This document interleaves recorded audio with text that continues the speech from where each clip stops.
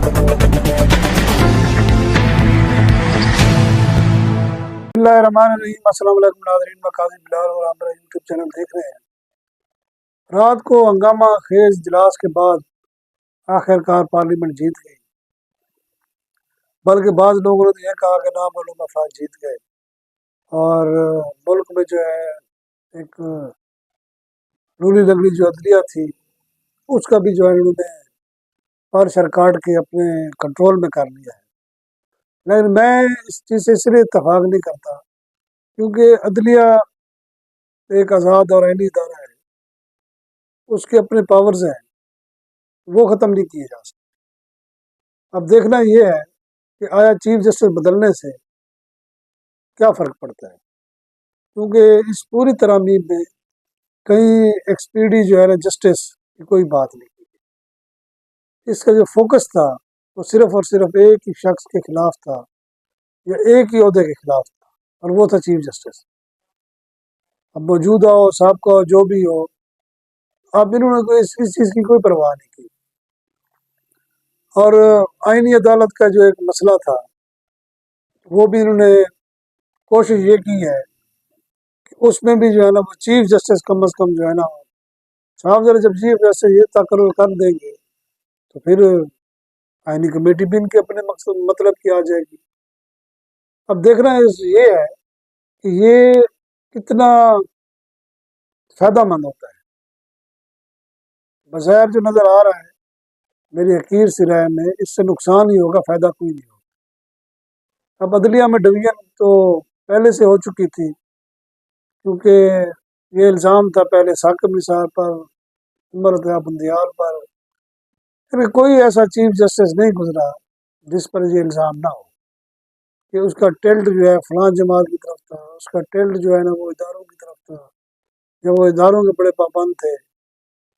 اس میں کہیں بھی یہ آپ کو نظر نہیں آئے گا کہ ادارے کو کہیں سے روکا گیا ہو کہ وہ مداخلت نہ کرے۔ کیوں؟ اس کو روک ہی نہیں سکتے، یہ سارے اس کے ماتحت ہیں۔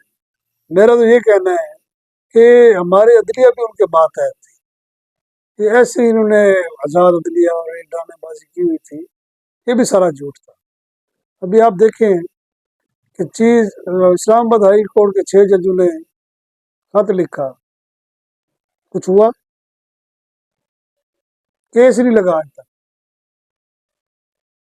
اور یہ جو ٹوپی ڈرامہ کیا گیا ہے، میں تو اس کو ٹوپی ڈرامہ کہتا ہوں، یہ کوئی آئین میں یا ملک کی کوئی خدمت نہیں کی گئی۔ اس میں آپ بتائیں کیا عدلیہ پہلے ان کے کنٹرول میں نہیں تھی؟ آئین سازی تو تب کامیاب ہوتی کہ جس میں آپ ہر ادارے کو، عدلیہ کو چھوڑیں، آپ ہر ادارے کو اس کے ڈومین میں، اس کی حد میں رکھنے کی قرارداد یا ترمیم کرتے۔ حالانکہ اس کا تو آئین نے پہلے لکھا ہوا ہے، اس پر تو آپ آج تک عمل نہیں کرا سکے۔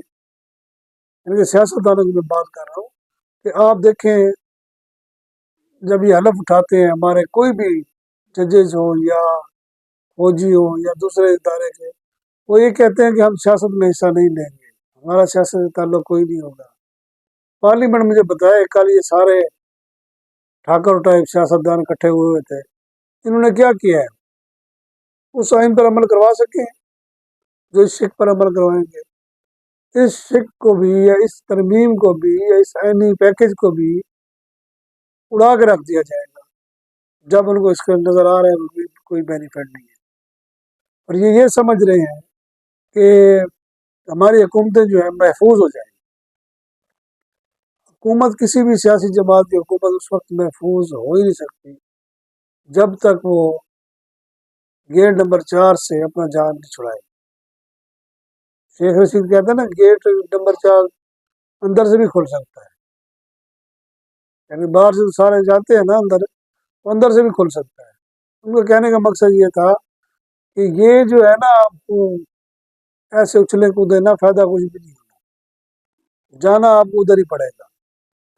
مولانا فضل الرحمان کا جو اب حشر نشر کر رہے ہیں پی ٹی آئی کے جو سوشل میڈیا ایکٹیوسٹ ہیں، وہ بھی قابل دید ہے۔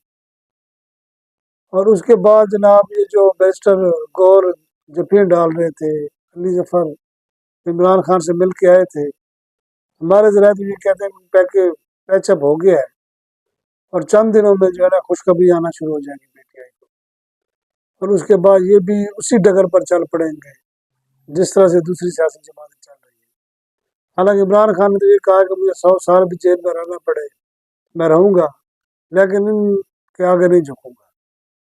लेकिन इस आईनी तरमीम के बाद मुझे लगता है कि पूरी की पूरी पार्टी जो है, वो फैसल वाडा जो है चीख चीख कर कह रहा है कि ये पार्टी ख़त्म हो गई है। इसमें खौफनाक जो है ना फॉरवर्ड ब्लॉक बन गया है। अब वो फॉरवर्ड ब्लॉक साहब जरा छुप तो नहीं सकता, वो भी चंद दिनों में सामने आ जाएगा। बहरहाल हुकूमत जो चाहती थी वो उसने कर लिया।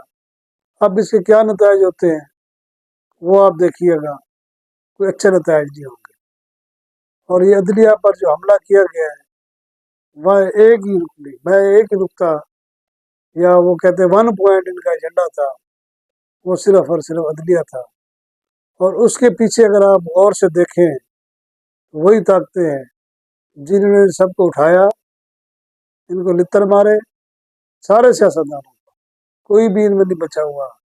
कोई ये नहीं कह सकता जनाब कि मैं मेरिट पर सियासत कर रहा हूँ। वही मनवत वाली बात है कि मेरिट बढ़ गया, इधर मेरिट नहीं है, इधर डंडा चलता है।